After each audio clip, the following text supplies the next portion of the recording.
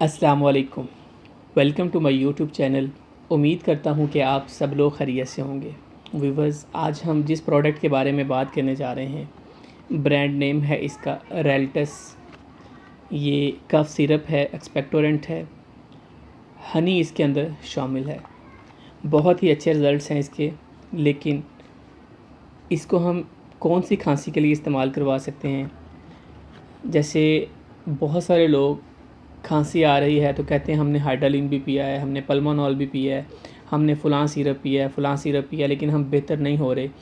जब तक हमें ये नहीं पता होगा कि ये मेडिसन किस किस्म की कफ़ के लिए इस्तेमाल की जाती है, यानी वो बलगमी खांसी है या वो ड्राई खांसी है, खुश्क खांसी है, तो जब तक हम इन चीज़ों का हमारे पास नॉलेज नहीं होगा तो हम बेहतर रिज़ल्ट्स जो हैं वो हासिल नहीं कर पाएंगे, ख़ा वो हम कोई भी अच्छे से अच्छा सिरप यूज़ कर लें। तो इन सब चीज़ों के बारे में आज हम इस वीडियो में बात करेंगे। वीडियो को एंड तक ज़रूर देखिएगा ताकि आप इससे मुस्तफ़िद हो सकें। और इसके साथ साथ मैं आप लोगों से रिक्वेस्ट करता हूँ कि जो लोग मेरे चैनल में नए हैं या जिन्होंने अभी तक मेरे चैनल को सब्सक्राइब नहीं किया, प्लीज़ वो मेरे चैनल को ज़रूर सब्सक्राइब करें और बेल आइकन को प्रेस करें ताकि मेडिसिन्स के हवाले से, सेहत के हवाले से मेरी हर आने वाली इन्फॉर्मेटिव वीडियो आप तक पहुंच सके। Thank you. तो व्यूवर्स, रेल्टस सिरप जो है, सबसे पहले हम इसकी फार्मूलेशन की बात करते हैं तो इसके अंदर अमोनियम क्लोराइड, क्लोरोफेनेरामिन मेल्ट और फिनाइलफ्रीन हाइड्रोक्लोराइड पाए जाते हैं। ये बेसिकली खुश्क खांसी के लिए इसको इस्तेमाल किया जाता है।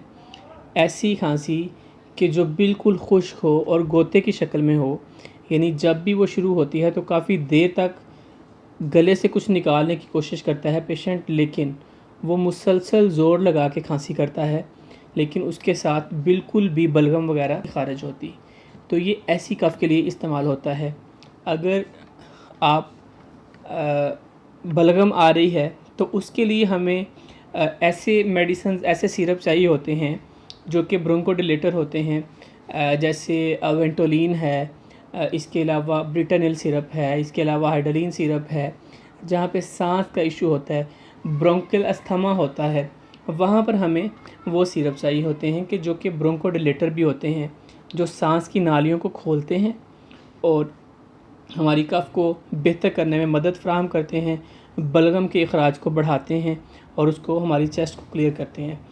तो इसके बिल्कुल अपोज़िट जो ड्राई कफ़ है, यहाँ पर ये जो मेडिसिन्स है ये हमारी जो निज़ाम तनफ़्फ़ुस है उस पर अफ़ेक्ट करते हुए उनमें सिकुड़ाव पैदा करती है।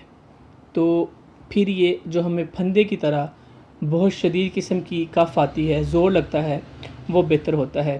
तो ये जहाँ पर हम इसको कफ़ के लिए यूज़ करते हैं, उसके साथ साथ नोज़ का बहना, इसके अलावा जो है नोज़ का बंद हो जाना, आँखों से पानी का आना, एलर्जी के साथ कफ़ हैं, यानी कि जैसे किसी को डस्ट एलर्जी के साथ कफ़ का इशू हो जाता है, या वो किसी ऐसे एरियाज़ में ट्रैवल करता है जहाँ बहुत ज़्यादा स्मोक होती है, धुआँ होता है, तो उसके साथ उसको कफ़ आती है, आँखों से पानी आता है, उसको नाक बहता है, उसका नोज़ में से पानी आता है, और इसी तरह स्नीजिंग हो सकती है, बहुत ज़्यादा छींकें आ सकती हैं।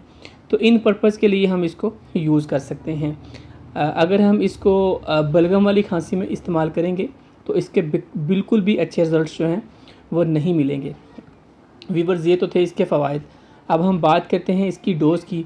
तो बड़े जो लोग हैं, यानी 12 साल से ऊपर, उनके लिए 1 या 2 चम्मच जो हैं चाय वाले, वो दिन में 3 से 4 मरतबा यूज़ करवाए जा सकते हैं। और इसी तरह 6 साल से लेकर 12 साल तक के जो बच्चे हैं, उनमें आधा चाय का चम्मच दिन में 3 मरतबा। और इसी तरह जो 6 ईयर से छोटे हैं, उनमें ये बेसिकली हमें किसी ड्रॉपर के साथ या हमें डिस्पोजेबल सिरिंज जो है उसके साथ, जिसके साथ हम मेजर कर सकें, क्योंकि बहुत छोटे बच्चों में जो डोज़ है वो स्पून के साथ नहीं होती। या तो अगर 5 ml देना है तो 1 टीस्पून हम दे सकते हैं, और अगर रिक्वायर्ड है 1 ml, 2 ml, 3 ml, तो मेजर करने के लिए हमारे पास कोई ना कोई चीज़ होनी चाहिए, तो फिर ही हम इसको दे सकते हैं। याद रखें, कफ़ सिरप की एक्स्ट्रा डोज़ जो है ये नुकसानदेह हो सकती है। इसकी डोज़ को हमेशा डॉक्टर की दी गई हिदायत के मुताबिक इस्तेमाल करें।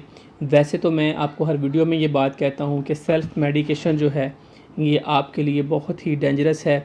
जहाँ पर ये बहुत ज़्यादा हमें फ़वाइद फ़राहम करती हैं, वहाँ बहुत ज़्यादा कॉम्प्लिकेटेड इश्यूज़ भी इसके साथ हो सकते हैं।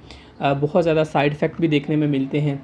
तो इसलिए प्लीज़ आप सेल्फ़ मेडिकेशन से बचें। अपने बच्चों को, ख़ुद भी, अपने बुज़ुर्गों को सेल्फ़ मेडिकेशन कभी ना करें। अगर आपको खुदा न ख़ास्ता कोई ऐसा इशू फ़ेस करना पड़ता है तो आप अपने करीबी मुआलिज, जो आपके करीब अच्छा मुआलिज हो, आप उसके साथ जो है मशवरा करें।